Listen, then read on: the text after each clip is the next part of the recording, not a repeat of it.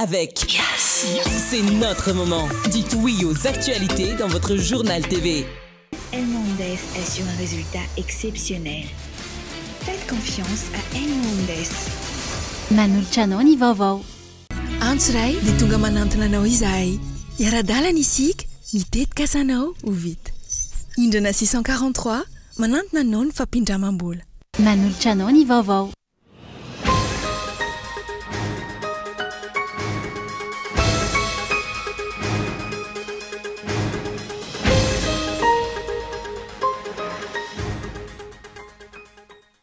Tena vonina metraka ny tany-tandalana tokoa ve mpitondra fanjakana sa izay mampity azy sy ireo mpiara-miasa aminy no kendreny eo anatrihany zava-misy amin'izao fotoana izao. Tsy misy lalàna ambony ohatran'ny resolution ny firenena mikambana hoy ny mpahay lalàna raha naneo ny heviny mikasika ny fitakiana hamerena ny nosy malagasy amin'izao fotoana izao. Ny fametrahana paikady ara-diplomatika matotra ary manome lanja ireo manam-pahaizana malagasy mafety raharaha nosy malagasy ity no vahaolana tolotry ny antoko malagasy miara-miaingy araka ny fanambarana androany. Faritra telo eto Madagasikara no nahazo fampitandremana amin'ny lokomena noho ny fisian'ny rindrin-drao na ny front ao voany atsinanan'ny Madagasikara ankehitriny. Anomboka raha mipitso an'ny Vatican ny fivoriana mikatotrano na ny conclave atrehan'ireo kardinaly miisa 370 ifidianana ny papa vaovao handimbo ny papa François ny antsiprian'izay.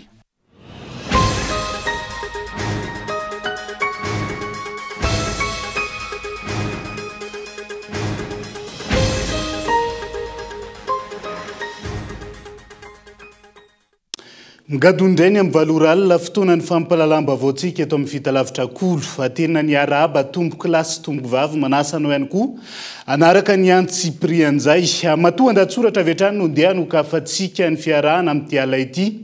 Tena vonina metraka ny tany-tandalana tokoa ve ny mpitondra fanjakana amin'izao fotoana izao sa izay mampety azy ireo sy ny mpiara-miasaka aminy akaiky aminy no jereny ankehitriny. Tena mahaleo tena marina ve sa eo ambany fifehezany fahefana mpanatanteraka ny fitsarana malagasy. Inona ihany koa no ambaran'ireo rafitra misahana ny ady atao amin'ny kolikoly eto amintsika eo anatrehany zava-misy amin'izao fotoana izao. Matoa andatsoratra. Mampametra-panontaniana ny maro ny zava-mitranga sy izay mety ho toy izany eto amin'ny tany sy ny firenena ankehitriny. Ahoana ny toin'izy ireny? Inona marina no zava-misy? Ny malagasy raha teo izay toa tsy sarotiny amin'ny tranga tahaka ireny. Ireny izao, ny raha nahita fa izay tiana avoaka dia avoaka, ary izay tiana ahiditra amponja dia ahiditra amponja. Mba manahoana marina ny fahaleovantena ny fitsarana eo anatrehan'izany? Tena mahaleo tena marina ve? Sa eo ambany fifehezan'ny fahefanam-panatanteraka ny fitsarana malagasy? Inona no ambaran'ireo rafitra samy hafa? Misahana ny ady atao amin'ny kolikoly eto amintsika? Inona no ataon'ny seni? Manoloana ireny fampiasana ordonnance marobe.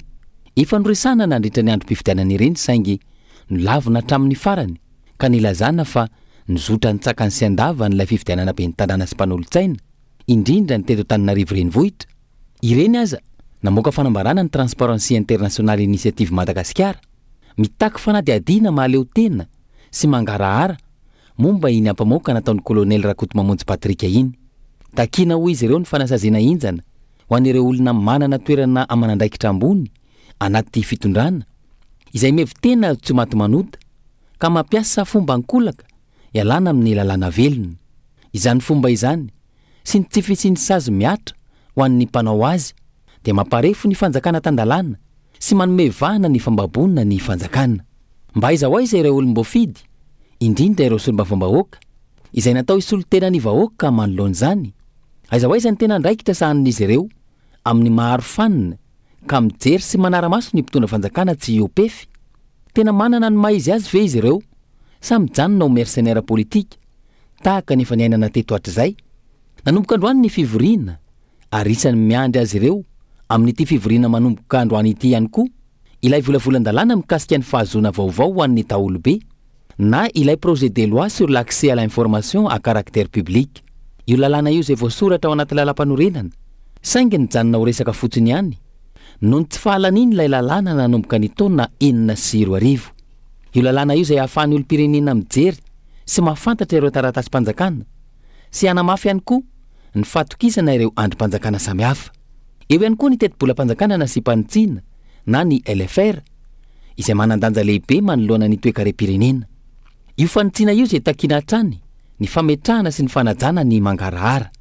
Isan'ny manandanja ary takiana ihany koa ny fandaniana ilay volavolan-dalàna, miaro ireo mpampaneno lakolosy sy mpiaro ny zon'olombelona. Ankoatr'izay ilay resaka haute cour de justice manandanja amin'ny fiadiana amin'ireo tsy maty manota. Tsy hoe korontana sy fifandonana no takiana ao anatin'izany, fa ny fahafahan'ny fitsarana manao ny asany araka ny tokony ho izy. Zava-dehibe iankinan'ny filaminana eto amin'ny firenena ireo ka andrasana indray izay ataon'ireo solombavambahoaka manoloan'izany. Tena ijoro sy hiady ho an'ny tombotsoan'ny malagasy ve sa hiady ho an'ny tombotsoan'ny manokana sy ny tombotsoan'ny mpitondra fanjakana? Efa mazava ny voasoratra ary mazava ny andraikitra sy ny anjara asa sahan'ny tsirairay avy amin'ny mahafirenena demokratika ny firenena malagasy. Mazava zany hoe fisaraha-pahefana ka ahitana ny fahefanam-panatanteraka, fahefanam-panao lalàna ary ny fahefana mpitsara.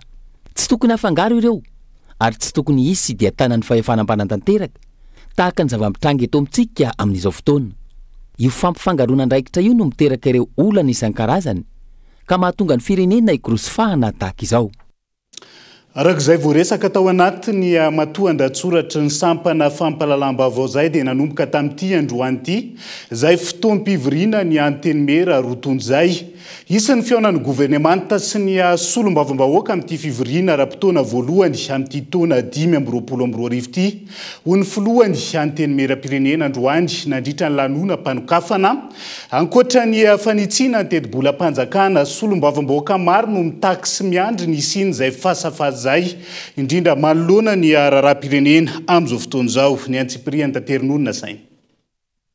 Nisokatra tamin'ny fomba ofisialy androany ny fivoriana ara-potoana voalohany ho an'ny anteny mera-pirenena sy ny anteny meran-dolona. Ho an'ny teny Tsimbazaza nanaitra ny fahefanam-panatanteraka sy ireo tompon'andraikitra isan'ambaratonga ny filohan'ity androm-panjakana ity amin'ny fahazahoana vokatra amin'ireo asa atao. Ny andrasan'ny vahoaka amin'izao dia ankoatra ny fanatanterahana ireo fifanarahana maro samihafa izay vasonia ireny dia itohizan'ny fahadiovana sy filaminana eto amin'ny tanàn'Antananarivo izay fanatomboka sy namafisina tamin'ny fotoana nandraisana iny fihaonana tampony anteny mera-pirenena. Dia mbola mampirisika hatrany ny gouvernemanta sy ny tompon'andraikitra samihafa anamafy sy anatsara ny ezaka izay efa ataonareo amin'ny ady amin'ny tsy fandriampahalemana izay matetika mampitarena ny vahoaka. Eo ihany koa ny resaka fahatapahan-jiro amin'ny toerana sasantsasana. Tsy mamaly ny filan'ny vahoaka izay fandraisam-pitenena ny filohan'ny anteny mera-pirenena teo anatrehan'ny fahefanam-panatanteraka izay hoy ny solombavambahoaka. Tena nitodika tokoa ve nakany amin'izay sosialim-bahoaka izay ao anatin'izany ohatra ny resaka insécurité, manahoana ny vidim-bary, manahoana ny vidin'ny solika. Zany zao ny mahaliana ny vahoaka ny mihaino ny tatitra zany. Ary zay no endrasana ifatratra zay fasefasy amin'ny gouvernement zay mba ahafahana mitondra fanazavana makasika an'izay rehetra zay. Fa raha ny zavatra misy ankehitriny aloha zany raha ny kabary natao teo androany dia tsy hitako hoe inona amin'izay zavatra kabary zay moa fa ohatran'ny reny hoe tsy maintsy miteny fotsiny aloha satria fanokafana dia miteny. Fa raha jerena tsy misy orientation mihitsy hoe hitondra makaizy ty fivoriana ity ary tena hatray zany tena andraikitra ho raisin'ny anteny mera-pirenena raha ohatra ka tsy mahatateraka ny zavatra nyteneniny gouvernement. Nanambara ny filohan'ny anteny mera-pirenena fa isy ny fiaonan'ny gouvernemanta sy ny solombavambahoaka amin'ity fivoriana ara-potoana voalohany ity ankoatry ny LFR. Fasafasa izay efa tsy nisy tao anatin'izay taona maro izay ary nitadiavan'ny fahefanam-panatanteraka sy ireo solombavambahoaka sasany hevitra hatrany ny fanafaonan'izany amin'ity indray mitoraka ity na ny pomba ny fitondrana na ny tsy miankina na ny solombavambahoaka avy amin'ny fanoherana samy mitaky io voalaza ny lalàna io anatanterahana ny fiaonana eo amin'ny gouvernemanta sy ny solombavambahoaka. Mangataka zay mba hisiny le fiaonana membran'ny gouvernement mba haboaka etaetanay avy anantala avy amin'ny vahoaka amina sy mpampandrosoana na ny olana tsaraikaraika zany. Igny zany aloha zavatra mba irarigny ho isy amin'ity fivoriana voalohany ara-potoagna eto amin'ny anteny mera-pirenena ity. Raha tsy koragna za ohatra zao amin'ny commune urbaine Nantala zao dia tegna mampanahirana zay ao izy ka teteko dobon-drano fa magnoragna aroulera efa dobon-drano tanàna fatatsika tsara fa mivolam-bahoaka dia zareo mpanatanteraka no mitantanana zany ary mila ny andraikitry ny solombavam-bahoaka dia mijery an'izany hoe tena tonga ny fotony ve zany volam-bahoaka zany zany mba misy hitany amin'ny maridrefy ny vahoaka malagasy any ambany ravikazo any ho any amin'ny district amin'ny Faratsio ve fa hatreto aloha dia tena be deaibe ny zavatra manahirana ny vahoaka ny fotony any indrindrindra mahakasika ny resaka ny lalana indrindrindrindra zany lalana mampitoy andrenivohitry ny commune ny commune sivy zany dia tena hita tena mijaly ny tatsary tena faratsiana tena tsy hita zay tena azo ilazana an'izany so ny faratsiany lalana araka zany andrasana na anaja ny lalàna amin'izay ny mpitondra mitindray mitondraka ity ka iroso amin'ny fanatanterahana izay fasafasa izay ifantoana amin'ity fivirina ity ihany koa ny fantsiana ny tetibolam-panjakana ho an'ny taona 2024 fantsiana izay tokony amaly ny filan'ny vahoaka sy fantoka amin'ireo tena laharam-pamena ho ireo solombavam-bahoaka.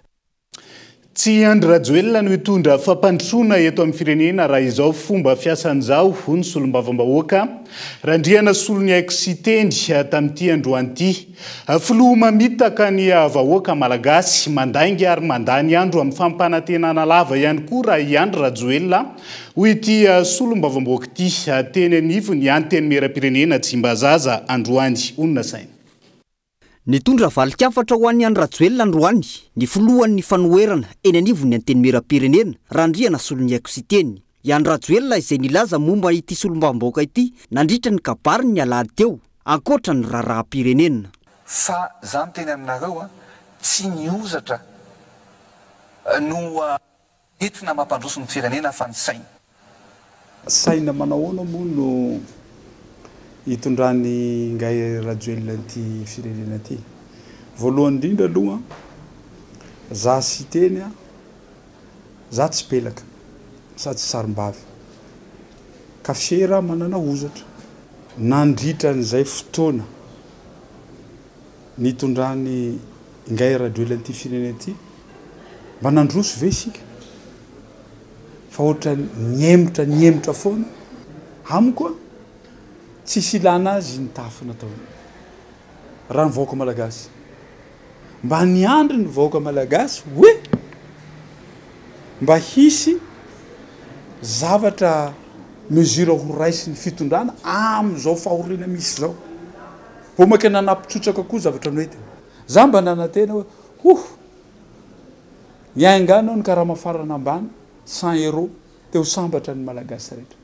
De izy moa nanomboka tamin'ny 2009 hatramin'ny 2025 dia io zavatra atao manao propagande foana manao propagande.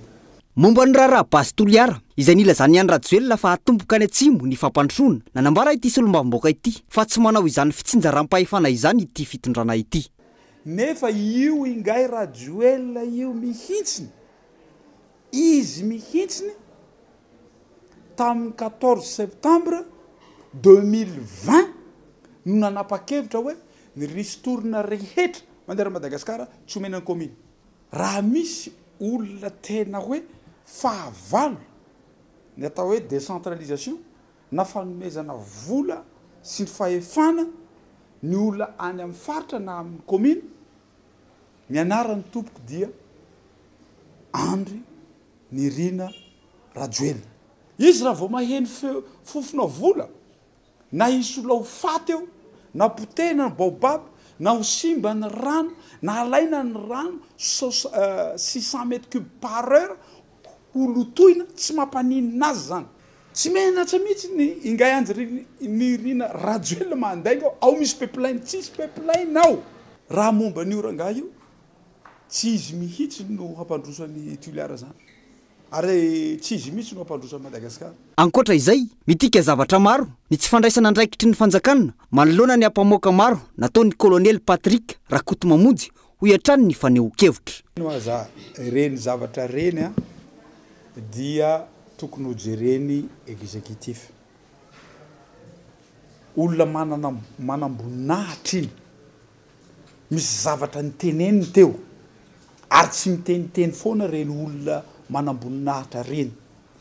Zavatra tokony ataon'ny fitondrana tokony hijery manokana an'ireny zavatra reny fa tsy ataka ny kolonely fotsiny fa tokony ho jerena hoe marina ve sa diso reny zavatra reny tokony hanovana fanadiadiana reny zavatra rehetra ny teneniny reny aza dinona fa symbole ny fahaleovantena ny miaramila izay zavatra zay raha vao misy zavatra tsy mety ao de fiandriana pirenena mihitsy no enjeu raha vao tsy jerena zay zavatra ray raha vao tsy mandray andraikitra kosa aloha ny fanjakana de tsy mazavy tena marina zany nanambara ihany koa ity filoalefitry ny ateny miram-pirenena avy eo amin'ny fanoherana ity fanokatra enquête parlementaire ny solombavavahoaka avy amin'ny fanoherana manoloana ireto toetra raha mafana sy mampiayay ato amin'ny firenena ary irosona ny dingana amin'ny fanatanterahana izany fa mitoetrany ny faneo-kevitra samihafa manodidina ny fitakina ny famerenan'ireo nosy malagasy amin'izao fotoana izao tsy misy lalàna ambony ohatra ny résolution ny firenena mikambana ho ny mpahalalàna naneo ny heviny mikasika ny famerenan'ireo nosy malagasy tsy manana zo andray fanapahan-kevitra ankoatra amin'ny fampiarana ny fanapahana efa niraisin'ny firenena mikamba ny Andry Rajoelina izay mizaka ny zo-pirenena frantsay hoy maître Toky Ramilson mila miroso amin'ny fiainona ny hevitra ny vahoaka malagasy mipitondra raha ivona amin'io résolution taona 7/7 io ka bain loano mitatitra ny antsiprian'izay raha ny lalàna iraisampirenena rehefa averina amin'ny firenena iray ny fahaleovantenany dia tsy mahazo mitazona na maka amin'ny ampahany sy manontolo ny tanin'ilay firenena voazanaka taloha intsony ny mpanjanaka fanampin'izay ny fanapana noraisin'ny firenena mikambana ny taona 7/7 sy 700 momba ireo nosy malagasy potony frantsay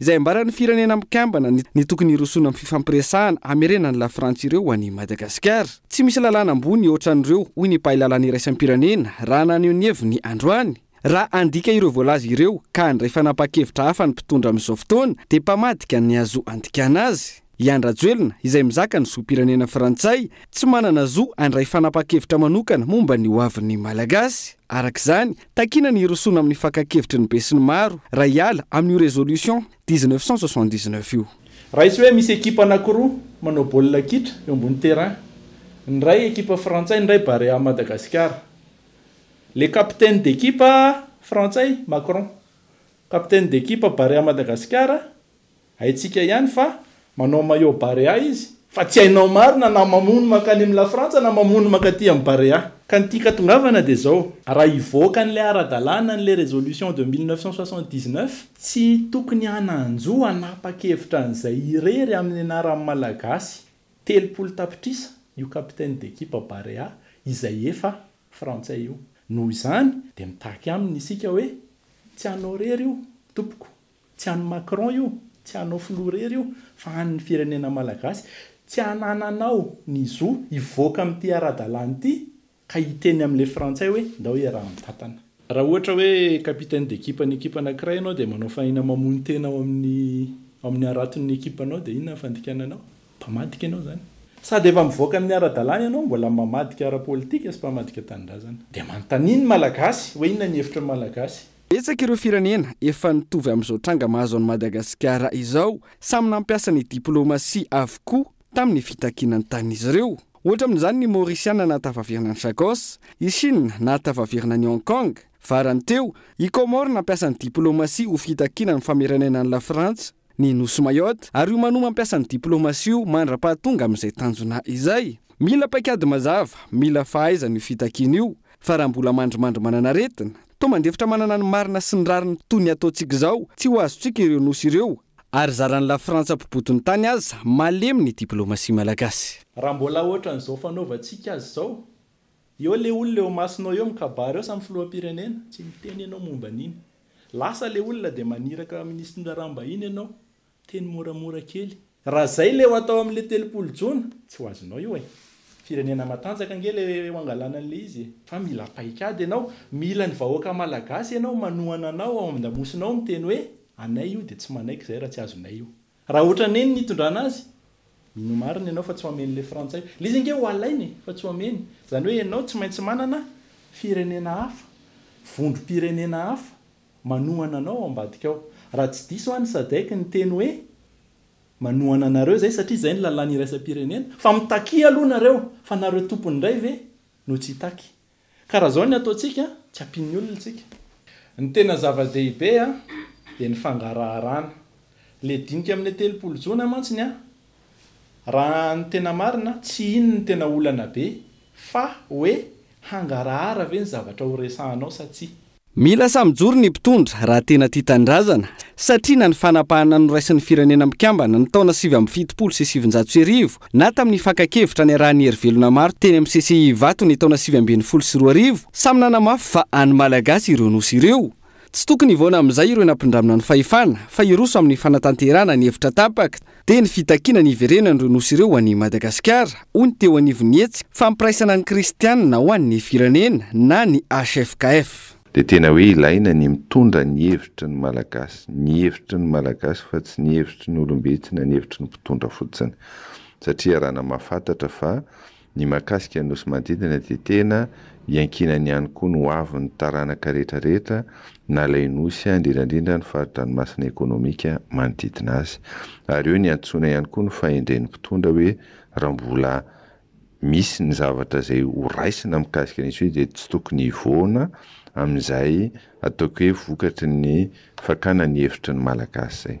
Dia eto aty anamarika hoe raha mbola nisy ny consultation izay natao mahakasika ny nosy manodidina dia tamin'ny 11 décembre 2019 fa izay ny filoham-pirenena ankehitriny no nitarika ary maro amin'ireo tompona andraiki-panjakana ankehitriny nandray anjara tao anatin'izany ary ny faritra rehetra ny avy any amin'ny faritra niaraka nandray anjara ary mazava ny zavatra nyresahana tao satria nanatrika an'izany koa ny tenako dia mbola fahavolombelona izany fa fanapa-kevitra mazava mila miverina amin'ny malagasy ny nosy ary apetraka ao anatin'izay ny souveraineté ny firenena malagasy aorianan'izay afaka miresaka isika an'izay mety fomba mety hoe iarovana na hitrandrahana na ifampirarana mino angamba fa tsy tokony hivoana amin'izay zavatra efa nitapahana teny amin'ny CCI vato aza miala amin'izay efa teny ny fanekena teny arana no tokony hitondrana famana olana mikasika ny nosy manodidina. Mpisehatra sy manam-pahaizana nanaovana fanadihadiana sy naneho hevitra mikasika ny famerenana ireo ilzeparsa ireo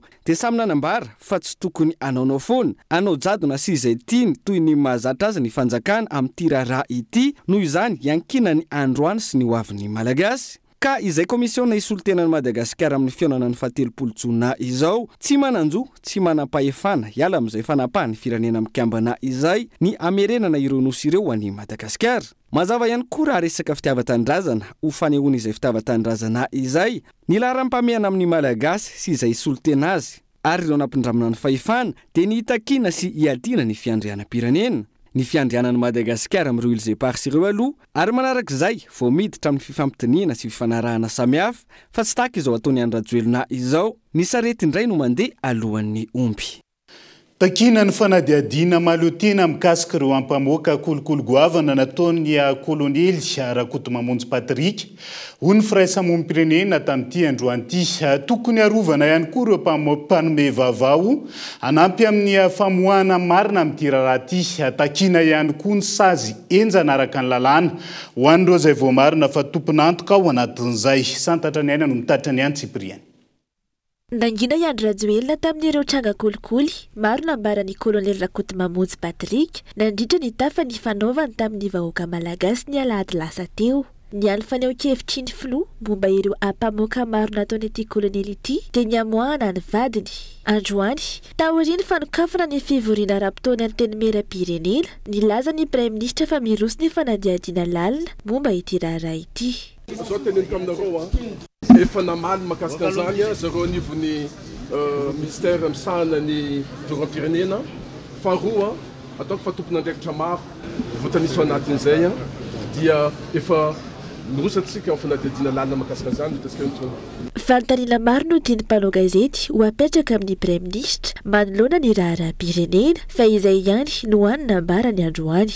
Andrasana araka izany izay fanadihadiana lalina voalaza fa nisokatra izay fa ihany koa mba hisy toy ny sy ho hita ny fiafarany fa tsy ho toy ireo nambara tamin'izany ny amin'ny hoe efa misokatra ny fanadihadiana dia mifalona eo ny raharaha. Eo anatrehan'ity raharaha ity mametra-panontaniana ny Transparency International Initiative Madagasikara ny amin'ny antony tsy nitakiany filoham-pirenena fanadihadiana momba ireo fiampangarana nambarany kolonely Patrick ireo. ity firaisam-bony-pirenena ity izay namoaka fanambarana mitaky ny anokafana fanadihadiana mahaleo tena na enquête indépendante momba ireo ampamoaka maro nataony colonel Rakoto Mamonjy Patrika ireo fitoroana mahery vaika iriny ka tsy tokony ho ranoraraka raha ny fanambarana firaisana tsikombakomba ny tsy fanokafana fanadihadiana sy ny fahangirana mikasika izany ny communiqué na officiel ary tsy voatery hoe marina ny zavatra officiel tady ity prise de position le izy ny fanadihadiana ihany ny ahafahantsika milaza hoe zao ny marina sy diso na moka communiqué ny andany na moka communiqué ny ankilany tsy izany ny ahafahantsika milaza hoe marina sy diso ny fitoroana natao ataovy le fanadihadiana mahaleo tena mangarara samy mahitsika hoe inona ny valiny raha vao mangina raha vao tsy metsika aingana amin'ny fotoana ilaina azy tsy kombakomba foana ny anarany satria rehefa zavatra ohatran'izao dia tsy maintsy hoe ataontsika hoe ny fotoana sy ny amafin'le réaction no mila jerevana aingana ny fahanginana amin'ny akapobeany koa ataon'ny fanjakana manoloana ny situation ohatran'izao firaisana tsy kombakomba foana ihany zany nareo hoe raha vao mangina izy raha vao tsy metsika izy tsisy akoatrany tsy kombakomba ny anarany azahoaza ny fandraisana andraikitra avy amin'ny Bianco, ny PAC, ireo rafi-pitsarana isambaratongany, ny parlementaire sy ny sisa manana fahefana amin'izany mandola ity raharaha ity hoy ny mpanara-baovao takiany fiarasamon'ny-pirenena ihany koa ny fiarovana ireo olona izay anome tanana ahafahana maneho ampahebe maso ny marina sy ireo tompona andraikitra ireo kolikoly avolenta voaresaka tamin'ilay ampamoaka ireo ny Transparency International izay mitaky hatrany ny fanasaziana enjana ireo tompona andraikitra ambony mihevitena ho tsy maty manota ka manabotry firenena efa maro ny tranga kolokolo goavana na asarigotra tompona andraikitra ambony toy ny raharaha Romivos izay tsy nalangana fanadihadiana fa naverana nandalo fotsiny fa zay foana mantsy le zavatra mitranga hitanareo ohatrany hoe misy an'le raharaha Romivos zao teo dia any Grande-Bretagne indray mahavita mihetsika alohantsika nefa ny voninahim-pirenena le resahana azonareo eo zany tsy maintsy mila mampiseho ny fitondram-panjakana tena vonina izy aseho io hoe nataonareo le fanadihadiana iza ny diso inona le sazy dia le sazy koa mantsy mila mampiseho zavatra exemplaire azonareo ho hitan'ny olona izay manao kolokolo hoe rehefa tratrinareo zao no manjoanareo na marina na diso aloha izay teneniny dia arovana izy satria lasa ohatrany hoe le représailles zany hoe le antsonjay no mandeha alohan'ny fitadiavana an'izay hoe inona no marina ambadika izay intsy izy ambadika izay fitoroana izay eo zany mazava-dehibe hoe le tsy maty manota satria izay mantsy ny ambadika le izy le tsy maty manota ambadika ireny ayay sy fitoroana samihafa ireny mila tsahatra amin'izay satria ireny ny fototra iavian'ny kolikoly anatin'ny fitondram-panjakana sy anatin'ny fiainantsika olombelona olom-pirenena arak'izany hita fa tsy mbola vonona iady amin'ny kolikoly ny fitondram-panjakana ankehitriny sarisary ny ainy hatreto ny ady amin'ny kolikoly ary mbola marefo raha ny tarehimarika iraisam-pirenena tsy izy fampandrosoana azo antenaina raha manjaka ny tsy maty manota tsy mipetraka ny tany-tadalàna hoy ny Transparency International Initiative Madagasikara dia izay ihany koa no hoentsika miseny vetivety ao anaty doka fohy aza misaraka aminay ary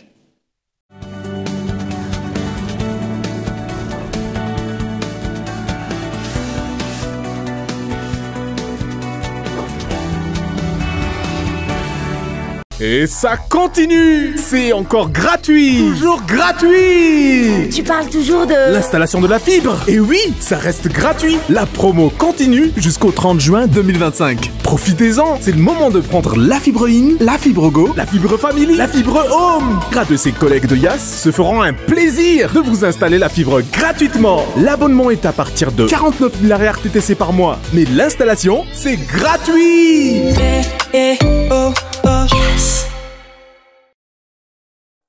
Sarobidy ny fotoana ka na ny segondra ray azy manandanja aza velo resiny rotoroto ireo fotoana mamy manokana fotoana ho anao sy ireo olona akaiky ny fonao ho any nofinofinao sy ny tetikasanao miaraka amin'ny indrana 643 ao amin'ny PAMF miamora kokoa ny fiainana aza miasa saina fa ho karakaranay ianao antso ray dia tonga manantona anao izahay iara-dalana isika miteti-kasanao ho vita indrana 643 manantona anao ny fampindramam-bola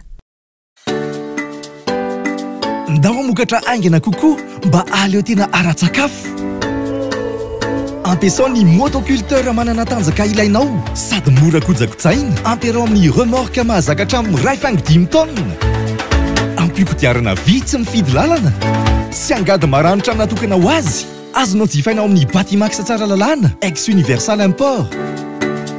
Batimax ny kalitao amin'ny vidiny mora.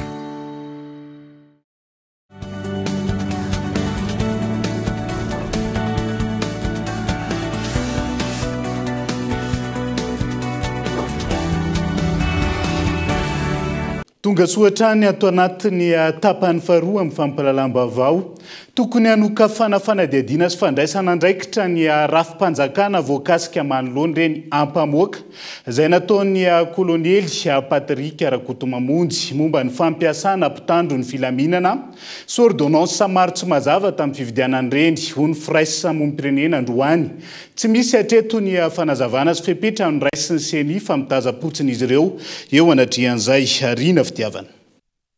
Tsy nanome fanazavana ny seny raha tonga teny amin'ny foibe toerany alarobiny mpanao gazetiny Nicole TV androany nanontany azy ireo mahakasika ny ampamoaka nataon'ny kolonely Patrika Rakotomamonjy izay nilazany ny fisin'ireo bileta voakosoka mialoha sy ny fisin'ireo ordonnance marobe ary ny fampiasana mpitandro ny filaminana nampifidianana tamin'ny fifidianana pen'ny tanàna farany teo. Miezaka naka ny hevitry ny seny makasika io ampamoaka io ny mpanao gazetiny Nicole TV FM androany nandritra ny fifampiresana tamin'ireo tompona andraikitra teny an-toerana saingy tsy nisy nitondra fanazavana izy ireo. Ny seny izay tompona andraikitra voalohany voakasika tamin'ny tirara ity ka tokony andrefepetra na hitondra fanazavana ny amin'ny mety fanamarinana na fandisoana ity ampamoaka na voatontonona azy ireo nataon'ny kolonely Amperinasa mitana andraikitra ambony ity. Eo anatrian'izany nanambarany firaisamonim-pirenena fa mampiayay ireny vaovao nambarany ny manamboninaritra ambony ireny izay namoaka ireo tsy fanarahan-dalàna niseo tamin'ny fifidianana farany teo ka ilaina ny hanaovana fanadihadiana ahafantarana ny tena marina ny trangana tsy.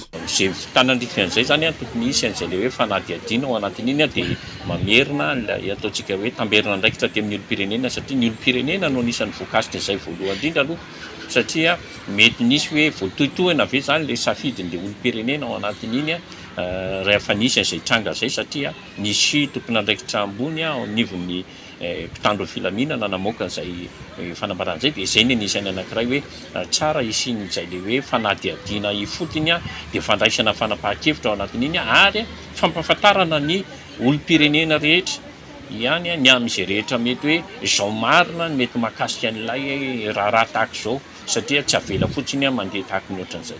Ny seny sy ireo rafi-pitsarana voakasika no tokony hanokatra io fanadihadiana io amin'ny mahatompona andraikitra voalohany azy amin'ny fifidianana. Mialangalana, mangina ary mitaza-potsiny hatreto izy ireo eo anatrian'ity tranga tsy tokony hamavanana ity. Ny fisin'ireo ilay ordonnance ireo firy tamin'ireo ataontsika hoe no nifidy firy tamin'ireo ataontsika hoe ny safidin'ilay olona dia mety nisy ve izay elanelan'izay raha ny elanelan'ilay vato izay ny kandida voalohany sy ny kandida faharoa dia mety nisy ve izay dia izay le miteraka an'ilay hoe mety anovan'ilay safidin'ilay olom-pirenena satria raha niterena le izy tao anatin'iny na mety nisy tsindry na mety misy ataontsika hoe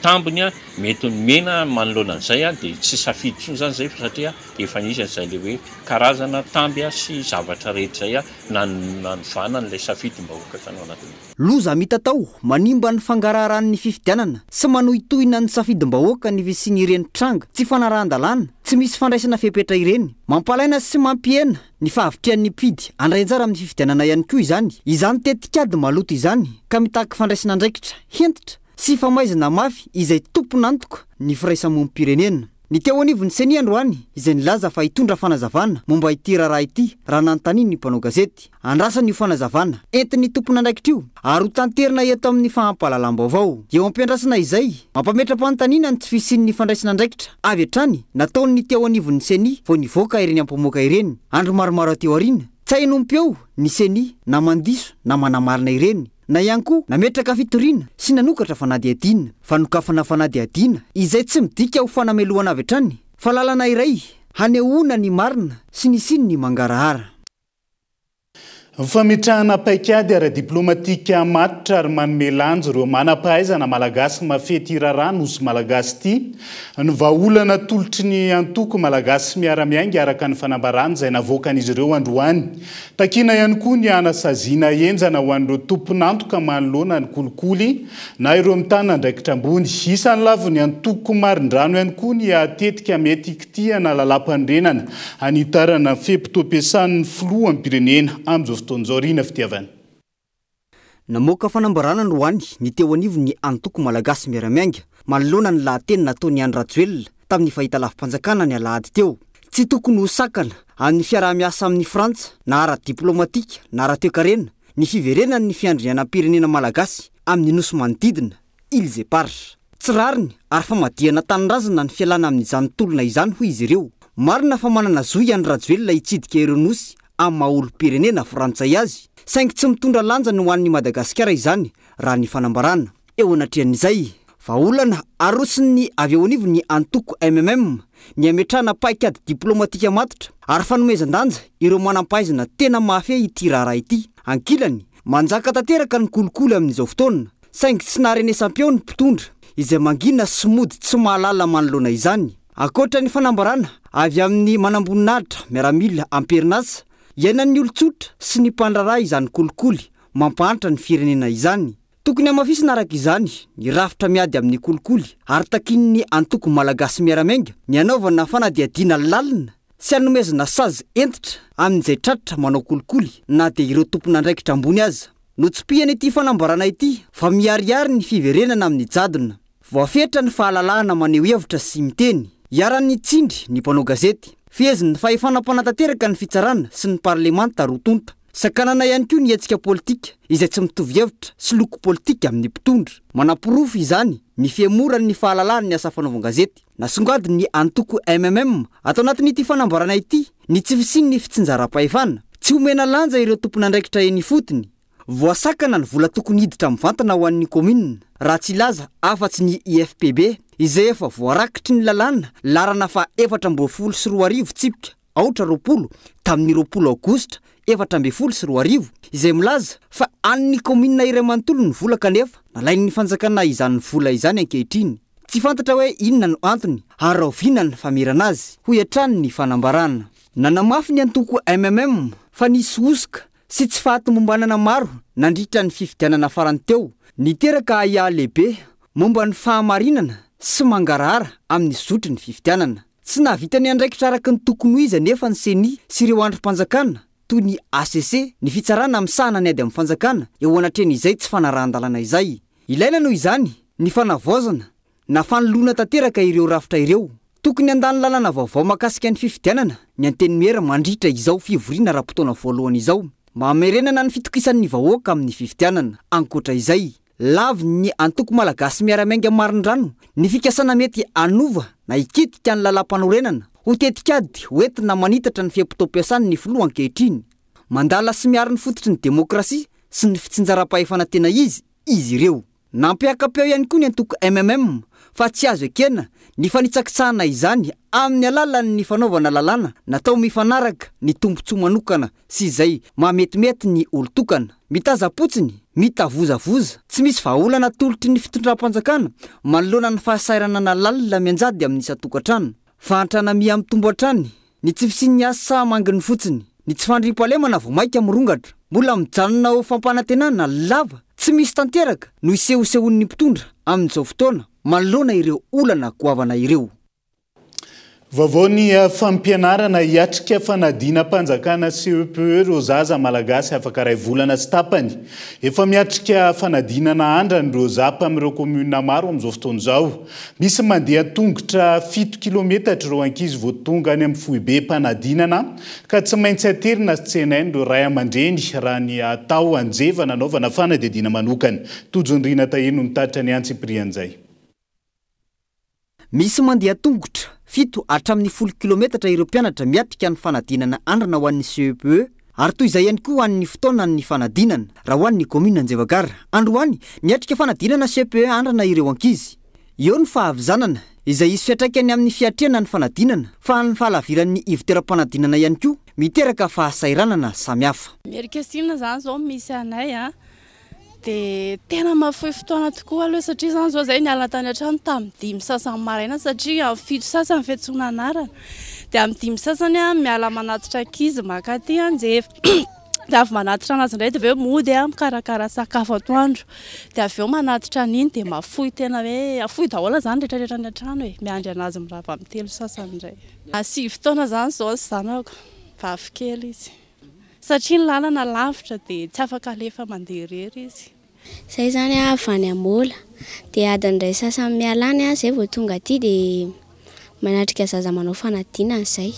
Mandeha tongotra be zany? Ie, mandeha tongotra. Sarotra aloha izy sady reraka mihitsy satria lalana aminay lavitra be raha mialana aminay makaty nefa any aminay tsy misy toeram-panadinana ohatra hoe 6e fa eo amin'ny T5 midina. Ie, maizina raha miala aty amin'ny 5 izy de efa maizina be izy vao tonga any an-trano. Ie, tsy maintsy mandeha tongotra fa tsisy fiara fitaterana. Araka ny fanazavan'ireo ray aman-dren'ny mpianatra akoatra ny fanomanana ny fanadinana ofisialy ohatrihana ny 7 ny volana Jona 2024 avy izao dia fampahafantarana sady fa io dia tongotra 7 kilometatra io no ale mandroso ny verina isan'andro rehefa afaka ny fanadinana CPE ireo ankizy ka hianatra eny amin'ny CEG amin'izay. Misy mpanala fanadinana avy any amin'ny komina manodidina manala fanadinana ao anivon'ny Fohibe mpanadinana ao Anjeva amin'ny fanadinana ofisialy izay mihoatra ny 7 hatramin'ny 10 kilometatra ny dia tongotra tsy maintsy ataon'ireo mpiadana raha tsy mahita fiara na moto na bisikleta. Isan'izany ny avy eny Ambohimanambola, misy koa avy eny Alaripia Ambatomanga sy ny sisa. Tena nandany andro mihitsy androany avy any Ambohimalasy zay ny zanako mianatra ny Merikesina.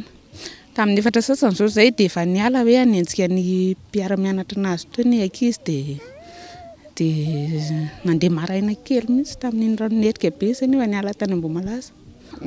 Tena fitaintainana aloha eo andaniny amin'le zaza mody mandeha maraina mody hariva de efa le fianarana de tsy maintsy. Nanatra le zanako tamin'ny maraina de miverina naka sakafo indray de zao miandry anazy ety am-pianarana fa tsy alavitra be de miandry anazy ety satria efa amin'ny 3 de efa mirava.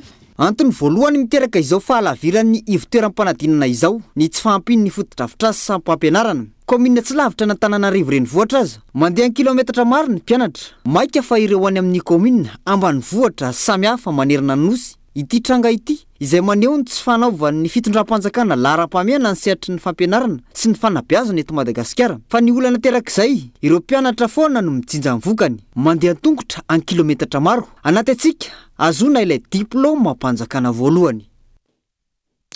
Vaovao toetrandro miatra ny fampitandremana amin'ny lokomena ho an'ny faritra Ambatsoa analanjorofo sy atsinanana noho ny fisian'ny rindrin-drahona na ny front avovoany atsinanana Madagasikara amin'izao fotoana izao io rindrin-drahona io izay vinavinaina hitondra rotsakorana araka ny fanadihadiana tanteriny Entsora Soarimalala.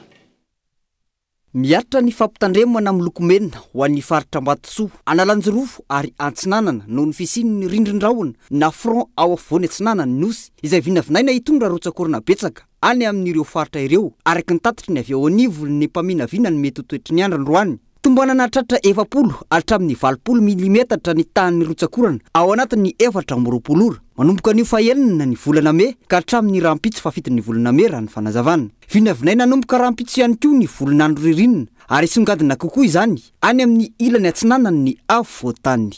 Androany ka hatramin'ny 3 andro manaraka aloha zany de miaina ao anatin'ny be volanandro ririnina indray isika zany raha nisy olona talifin-drahona talohan'izay mahazo vahana zany rivotra mangatsika avy aty atsimo atsinanana fiantraikan'izay zany de aty amin'ny ampovoany atsinanana atsimo atsinanana vatra atsinanana manontolo morontsiraka iny zany misy orana miatoato amin'ny akapobeany ao anatin'ny 3 andro manaraka any amin'ny manodidina ny alakamisy zoma fotsiny any no somary maina aty amin'ny faritra atsimo atsinanana aty amin'ny faritra atsinanana sy Ambatsoa ary Analanjorofo.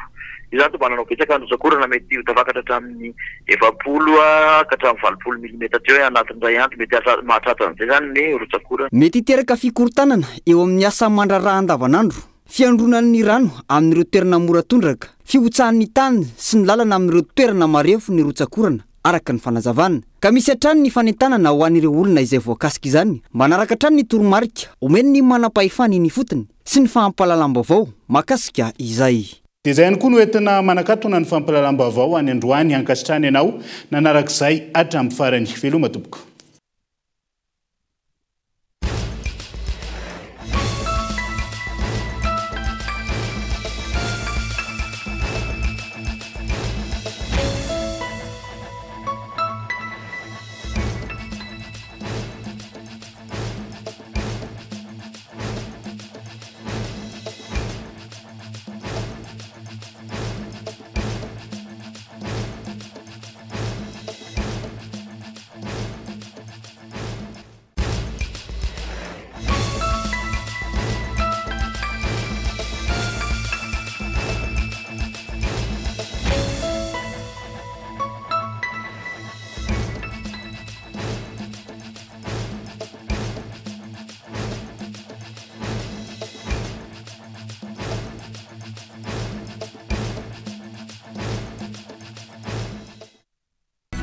Ray dia tonga manantona anao izahay iara-dalana isika mitetika asanao ho vita indrana 643 manantona anao ny fampindramam-bola. Vous a présenté Ni Vavao. Elmondes assure un résultat exceptionnel. Faites confiance à Elmondes. Vous a présenté Ni Vavao. Avec Yes, c'est notre moment. Dites oui aux actualités dans votre journal TV.